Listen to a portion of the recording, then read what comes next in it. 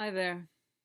I just wanted to add a couple of things I was thinking about pertaining to Chapter 1 of Zen and the Art of Motorcycle Maintenance.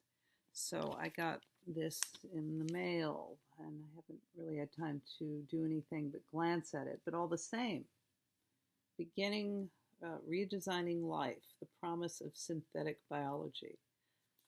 The future is now. And this is the sort of thing we need to start preparing ourselves for because it's happening.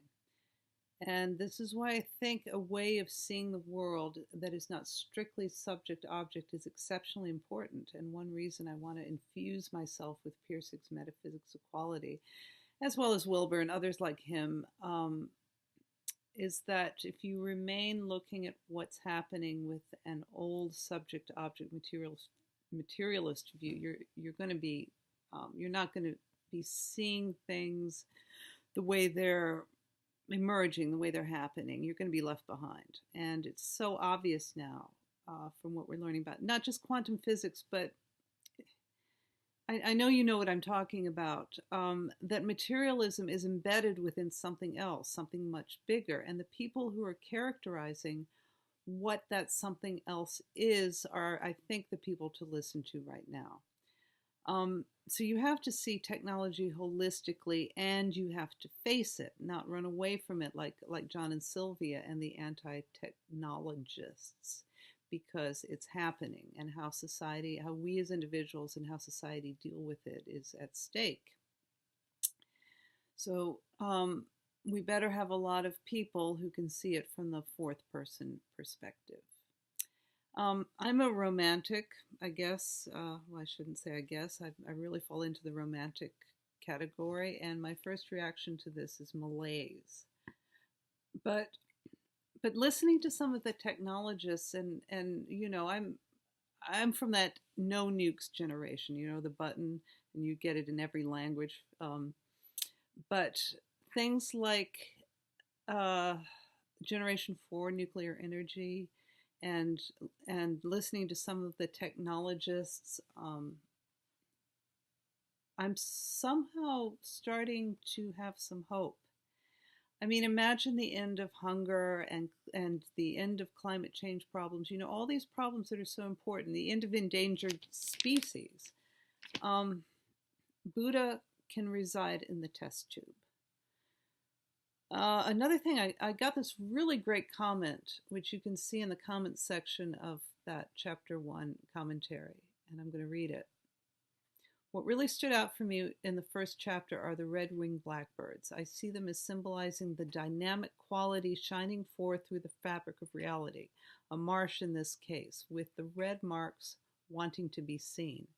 Chris doesn't initially notice the bird pointed out to him by the narrator. To him, it's just plain, and like any other one he's seen in the past. Later on, Sylvia doesn't notice the whole flock of them, and the narrator comments that the birds tie thoughts together. We go from, okay, so what I want to say about that is yes, dynamic quality shining forth sounds right. Look at the many ideas that we will see later strung together here in what this commenter is saying. Remember Poincaré's mathematical elegance that shone forth out of the swamp of equations. And remember how Poincaré said that this fact that this mathematical fact that comes forth ties everything together. Let me go on. We go from one bird early in the chapter to many later on, from holding very little value from Chris's perspective to having the ability to influence new insights by tying thoughts together. Yes.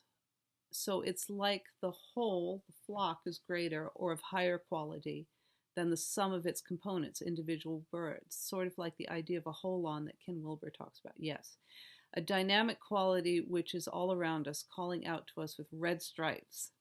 And all we need to do is notice and pay attention. Yes, and that goes back to what we need to be seeing as, the technology encroaches, or if you want to, or it advances us. We need to see what in that emerging technology is high quality and what isn't, because you can totally get screwed if you don't see quality, if you're just seeing things as checks and balances, subject object. So another intriguing concept is that of emergence, and this is also in the comment, implied in the comment that I just read. And in this book, A God That Can Be Real, which I have also only skimmed, but someone told me, so I want to mention it anyway. The potential of emergence is illustrated in the patterns that emerge in the ebbs and flows of the flight patterns of flocks of birds. So in this book, A God That Can Be Real, by Nancy Ellen Abrams, forward by Archbishop Desmond Tutu and Paul Davies. I can't remember who he is. God is conceptualized as an emergence, the emergence of the consciousness of millions of people over thousands of years. Yes, something much greater than the sum of its components. Emergence is what subject-object metaphysics leaves out. So thank you for your thoughtful comment, Mongoose 1827. Keep them coming. I really appreciate it. So I hope that made sense, and I will see you next time.